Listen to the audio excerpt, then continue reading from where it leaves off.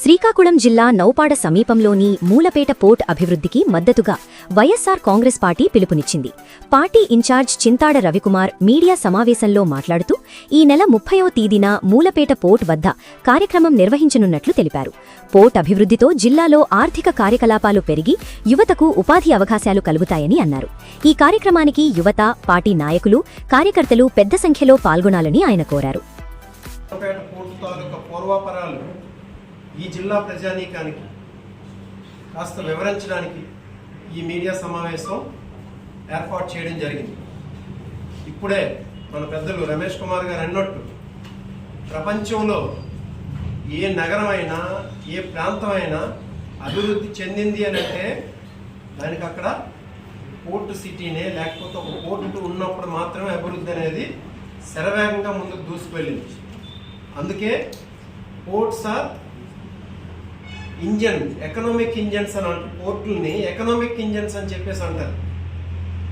So అటువంటి పోర్టులు మన భారతదేశానికి స్వాతంత్రం వచ్చిన తర్వాత ఈ ఆంధ్రప్రదేశ్ రాష్ట్రంలో కేవలం 4 పోర్టులు మాత్రమే ఇప్పటి వరకు, అంటే ఇప్పుడు మా జగన్మోహన్ రెడ్డి గారు ముఖ్యమంత్రి అయ్యేంత వరకు కూడా కేవలం 4 పోర్టులే ఉన్నాయి. ఆ 4 పోర్టులు కూడా ఏంటవి? విశాఖపట్నం సీ పోర్టు, కాకినాడ, కృష్ణపట్నం, అలాగే నెల్లూరు, మచిలీపట్నం కాదు, కృష్ణపట్నం, నెల్లూరు, అలాగే గంగవరం పోర్టు. ఈ 4 పోర్టులు ఉండేవి. ఈ 4 పోర్టుల్లో కూడా 2004-2009 మధ్యన కృష్ణపట్నం పోర్టు, గంగవరం పోర్టులు 2 కన్స్ట్రక్ట్ చేయబడ్డాయి. అంటే భారతదేశానికి స్వతంత్రం వచ్చిన తర్వాత 4 పోర్టులు ఉంటే 4 పోర్టుల్లో 2 పోర్టులని స్వర్గీయ రాజశేఖర రెడ్డి గారు మాత్రమే కన్స్ట్రక్ట్ చేశారు. కృష్ణపట్నం పోర్టు ఒకటి, గంగవరం పోర్టు ఒకటి. అంతకుముందు 2 పోర్టులు ఉండేవి, కాకినాడ, విశాఖపట్నం. అయితే ఈ 4 పోర్టులు ఉంటే మా జగన్మోహన్ రెడ్డి గారు మన ప్రీత ముఖ్యమంత్రిగా ఉండేటప్పుడు ఏకంగా 3 పోర్టులని 2019-24 మధ్యన ప్రారంభించడం జరిగింది. అలాగే పనులు కూడా శరవేగంగా తీసుకువెళ్ళడం జరిగింది. ఆ 3 పోర్టులు ఏంటి? మన జిల్లాలో ఉన్నటువంటి మూలపేట పోర్టు, అలాగే ప్రకాశం జిల్లాలో ఉన్నటువంటి రామాయపట్నం పోర్టు, కృష్ణా జిల్లాలో ఉన్నటువంటి మచిలీపట్నం పోర్టు. ఈ 3 పోర్టులను కూడా జగన్మోహన్ రెడ్డి గారు 2019-24 మధ్యన ప్రారంభించి వాటిని శరవేగంగా కొంతమేర వరకు పనులు కూడా తీసుకువెళ్ళడం జరిగింది. మన పోర్టు విషయానికి వచ్చేసరికి 75% వర్క్ను కూడా పూర్తి చేయడం జరిగింది మూలపేట పోర్టు. ఈ మూలపేట పోర్టు అనేది ఇప్పటిది కాదు, అది 1979లో ఈ ప్రపోజల్ వచ్చింది. అంటే 46-47 సంవత్సరాల నుండి ఈ ప్రపోజల్ ఉన్నటువంటి పోర్టు ఇది. ఈ జిల్లాలో, శ్రీకాకుళం ఉమ్మడి జిల్లాలో ప్రారంభమైనటువంటి మొట్టమొదటి ఎకనామిక్ యాక్టివిటీ ఈ ప్రాజెక్టు ద్వారా. చూడండి, ఎన్నో ప్రాజెక్టులు ఉన్నాయి. వంశధార ప్రాజెక్ట్ ఉంది, రిమ్స్ మెడికల్ కాలేజ్ ఉంది, ఉద్దానం కిడ్నీ రీసెర్చ్ సెంటర్ ఉంది, లేకపోతే మన ఉద్దానం సర్ఫేస్ డ్రింకింగ్ వాటర్ ఉంది. ఇవన్నీ కూడా ఎయిదర్ అగ్రికల్చర్ సంబంధించిందైనా ఉంది, లేకపోతే సర్వీస్ సెక్టర్లో ఉన్నదైనా ఉంది. కానీ మూలపేట పోర్ట్ అనేదే మొట్టమొదటి ప్రాజెక్ట్. ఏంటది? ఎకనామిక్ యాక్టివిటీ జరిగినటువంటి ప్రాజెక్ట్. అది ఎకనామిక్ యాక్టివిటీ ఎందుకంటున్నానంటే, ఆ పోర్టు కానీ వచ్చినట్టయితే అక్కడ డైరెక్ట్గా ఎక్స్పోర్ట్స్ అండ్ ఇంపోర్ట్స్ జరుగుతాయి. ఎక్స్పోర్ట్స్ అండ్ ఇంపోర్ట్స్ చూడండి, ఏదైనా కోల్ కానివ్వండి, స్టీల్ కానీ, లేదా fertilisers, petrochemicals, food processing units, global trading, అలాగే మన రైతాంగానికి అవసరమైనటువంటి ఎన్నో ప్రోడక్ట్స్ని, అలాగే ఇంకా చూసుకున్నట్టయితే కోల్డ్ స్టోరేజ్లు, వేర్ హౌస్లు, కంటైనర్ కార్పొరేషన్స్, లాజిస్టిక్స్ హబ్స్, లాంటివి ఎన్నో పోర్టు దగ్గర ఉన్నటువంటి పరిసర ప్రాంతాల్లో ఉన్నటువంటి యాక్టివిటీస్. అలాగే చిన్నవి కొన్ని హండ్రెడ్స్ ఆఫ్ అనుబంధ సంస్థలు, పరిశ్రమలు ఏర్పాటు చేయడం అనేది జరుగుతుంది పోర్టు రావడం వల్ల. అంటే చూడండి, నేను ఎందుకు ఎకనామిక్ యాక్టివిటీ ఫస్ట్ డే అనడానికి కారణం ఏంటో, వేల ఉద్యోగాలు అనేవి ఇండైరెక్ట్ ఎంప్లాయ్మెంట్ ఉంటుంది. ఇంకోటి ఏంటంటే, మన శ్రీకాకుళం జిల్లాని అంతర్జాతీయంగా కనెక్ట్ చేస్తుంది. అది ఇంటర్నేషనల్ కనెక్టివిటీ పెరుగుతుంది. అక్కడ ఒక ఇమ్మిగ్రేషన్ సెంటర్ ఒకటి ఉంటుంది, ఇంటర్నేషనల్ పీపుల్ వస్తారు, ఎన్నో హాస్పిటాలిటీ అంటే హోటల్స్, రెస్టారెంట్లు వాటి డెవలప్ అవుతాయి. సో డైరెక్ట్గా ఒక ఎకనామిక్ యాక్టివిటీ డెవలప్ అయినటువంటి ప్రాజెక్ట్ ఏదైనా ఉందంటే అది డైరెక్ట్గా పోర్ట్, సీ పోర్ట్. అది ఇది మన జిల్లాకి మొట్టమొదటిసారిగా వచ్చినటువంటి పోర్ట్. అది చూడండి, ఆ శంకుస్థాపన చేయడానికి ముందు దానికి అవసరమైనటువంటి ల్యాండ్ ఎక్విజిషన్ అంతా పూర్తి చేయడం జరిగింది. ఎంతో హడ్డీలతో కూడుకున్నటువంటి ల్యాండ్ ఎక్విజిషన్ అది. అలాంటి ల్యాండ్ ఎక్విజిషన్ కూడా పూర్తి చేయడం జరిగింది. అలాగే ఎన్నో పర్మిషన్స్ ఉండాలి పోర్ట్ అనేసరికి. State government, central government permissions, environmental, forest and climate change department నుండి పర్మిషన్ ఉండాలి, ఇమిగ్రేషన్ డిపార్ట్మెంట్ నుండి అంటే మినిస్ట్రీ ఆఫ్ ఎక్స్టర్నల్ అఫైర్స్ నుండి ఉండాలి, అలాగే ఏపీ మ్యారిటైమ్ బోర్డు నుండి ఉండాలి, పొల్యూషన్ కంట్రోల్ బోర్డు నుండి ఉండాలి, డైరెక్టర్ జనరల్ ఆఫ్ షిప్పింగ్ నుండి ఉండాలి పర్మిషన్. ఈ పర్మిషన్స్ అన్ని పూర్తి చేసి ల్యాండ్ ఎక్విజిషన్ పూర్తి చేసి అలాగే ఈ పోర్టుకి అవసరమైనటువంటి కాంట్రాక్ట్ ఏదైతే ఉందో ఆ కాంట్రాక్ట్ కూడా పూర్తి చేసి ఏప్రిల్ 2023లో దాన్ని శంకుస్థాపన చేయడం జరిగింది మన ప్రీతం నేత అయినటువంటి జగన్మోహన్ రెడ్డి గారి ఆధ్వర్యం.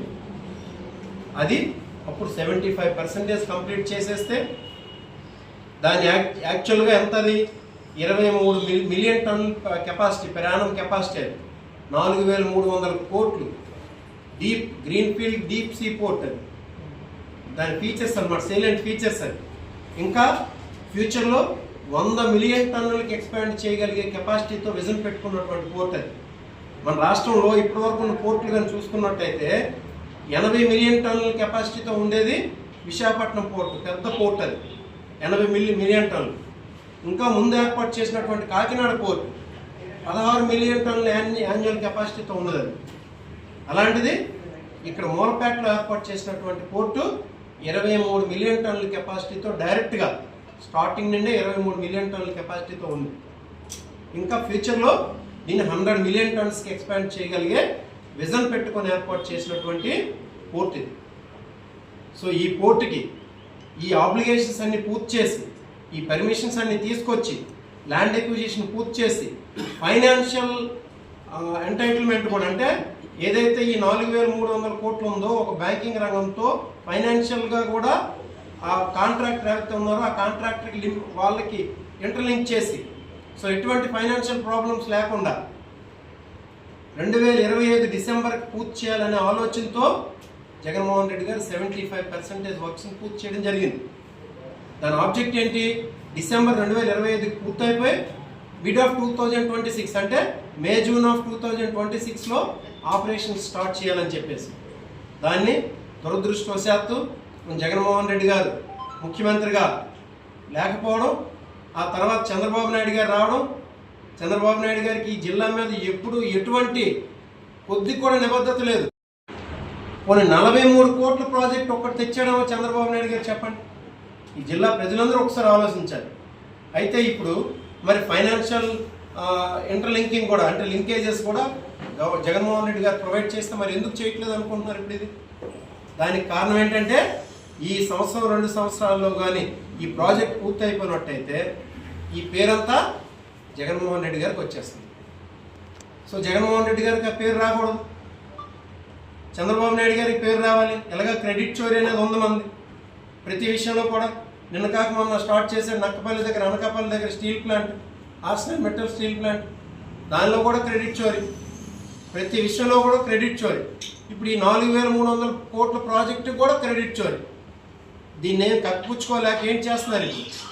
మొన్న అచ్చెన్నాయుడు గారు జిల్లా పరిషత్ మీటింగ్లో చెప్తున్నారు, మేమే సెంటర్లో ఉన్నాం, మేమే స్టేట్లో ఉన్నాం, అన్ని పర్మిషన్స్ తేవాలి, ఆ పర్మిషన్స్ తెచ్చేది మేమే కాబట్టి మేమే పూర్తి చేస్తామని చెప్పుకుంటున్నాం.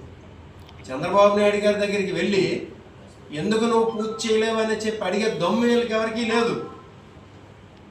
ఇక్కడ ఈ మన జిల్లాలో ఉన్నటువంటి ఒక సెంట్రల్ మినిస్టర్ ఉన్నాడు, ఒక స్టేట్ మినిస్టర్ ఉన్నాడు, ఒక పియూసీ చైర్మన్ ఉన్నాడు, మిగతా ఎమ్మెల్యేలు ఉన్నారు. మన జిల్లాకు ఉన్నటువంటి 4300 కోట్ల ప్రాజెక్ట్ ఇది ఎప్పుడైనా ఇస్తాడా? ఎవరైనా ఇంకొక ముఖ్యమంత్రి ఇస్తాడా? అలాంటి ప్రాజెక్ట్ ఇక్కడ ఉంటే దాన్ని పూర్తి చేసుకోవడం వీళ్ళకి చేతగాక తిరిగి చంద్రబాబు నాయుడు గారిని ప్రొటెక్ట్ చేసే మాట్లాడుతున్నారు. ఒకసారి ఆలోచించేయమని చెప్పేసి జిల్లా ప్రజలందరూ కూడా కోరుకుంటున్నాం. ఎందుకనంటే చంద్రబాబు నాయుడు గారికి ఈ జిల్లా మీద ఎటువంటి చిత్తశుద్ధి కూడా ఇప్పటి వరకు లేదు. ఇప్పటి వరకు అభివృద్ధి జరిగినటువంటి ప్రాజెక్టులు ఏమైనా ప్రారంభించడం కానీ పూర్తి చేయడం కానీ జరిగితే లైక్ ఏంటి, వంశధార్ ప్రాజెక్ట్ కానీ, మన బుడగట్లపాలెం ఫిషింగ్ హార్బర్ కానీ, మూలపేట పోర్టు, లేకపోతే మన kidney research centre, Uddanam surface drinking water scheme, IIIT, RIMS medical college, Ambedkar university, ఇవన్నీ కూడా తెచ్చింది అప్పుడు రాజశేఖర రెడ్డి గారైనా తెచ్చారు, లేకపోతే మా ప్రీతం నేత అయినటువంటి జగన్మోహన్ రెడ్డి గారైనా తెచ్చారు. వీళ్ళు ఎప్పుడు చంద్రబాబు నాయుడుకి ఈ జిల్లా మీద ఎప్పుడు నిబద్ధత లేదు. 10కి 10 సీట్లు ఇచ్చినప్పుడు కూడా నిబద్ధత లేదు. ఆ నిబద్ధత లేక చంద్రబాబు నాయుడు గారు చేయకపోతే ఇక్కడ ఉన్నటువంటి నాయకులు చంద్రబాబు నాయుడిని కాపాడాలి. వీళ్ళకి వెళ్ళి చంద్రబాబు నాయుడుతో ఫైట్ చేసి ఇచ్చినటువంటి సత్తా లేదు. చంద్రబాబు నాయుడు గారికి మన జిల్లా మీద చిత్తశుద్ధి లేదు. అందుకు ఇటువంటి ప్రాజెక్ట్ని అసలు ఏ స్థాయిలో ఉన్నది, మనం ఖచ్చితంగా దీన్ని ఒక ఒక ఒక రకమైనటువంటి ఒత్తిడి తీసుకొచ్చి మన జిల్లాకి ప్రాజెక్ట్ పూర్తి చేసినట్టయితే ఈ జిల్లా ఆర్థిక పరంగా ఎకనామికల్గా ఎంతో డెవలప్ అవుతుందని చెప్పేసి నమ్మి ఇప్పటి వరకు జగన్మోహన్ రెడ్డి గారి హయాంలో జరిగినటువంటి పనుల్ని ప్రజానీకానికి, జిల్లా ప్రజానీకానికి, ఈ రాష్ట్ర ప్రజానీకానికి చూపించాలనే ఉద్దేశంతో ఈ నెల 30వ తేదీన మనం మూలపేట పోర్టుకు పోదాం పదండి అనే ఒక కార్యక్రమాన్ని శ్రీకాకుళం జిల్లా పార్టీ, వైఎస్ఆర్ కాంగ్రెస్ పార్టీ జిల్లా పార్టీ ఆధ్వర్యంలో తలపెట్టడం జరిగింది.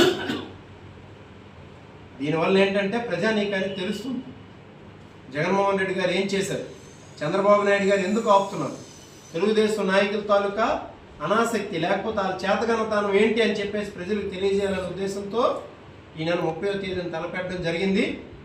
సో ఆ కార్యక్రమానికి ప్రజానీకం అందరూ స్వచ్ఛందంగా వచ్చి పాల్గొని మన నియోజకవర్గం నుండి కూడా, అంటే మొత్తం 10 నియోజకవర్గాల నుండి కూడా ప్రజలను భాగస్వామ్యం చేయాలనే ఆలోచనతో ఈ కార్యక్రమం తలపెట్టడం జరిగింది. కాబట్టి మన నియోజకవర్గం నుండి కూడా పెద్ద ఎత్తున స్వచ్ఛందంగా ప్రజలు వచ్చి, ప్రజా సంఘాలు వచ్చి పాల్గొని ఈ కార్యక్రమాన్ని జయప్రదం చేస్తారని చెప్పి కోరుకుంటూ, అలాగే ఈ కార్యక్రమానికి ఉమ్మడి ఉత్తరాంధ్ర 3 జిల్లాలకు సంబంధించినటువంటి మొత్తం అందరు నేతలు కూడా 34-35 ఎమ్మెల్యే కాన్స్టిట్యున్సీస్ ఉన్నాయి, అలాగే ఎంపీ కాన్స్టిట్యున్సీస్ ఉన్నాయి, ఎమ్మెల్సీలు ఉన్నారు.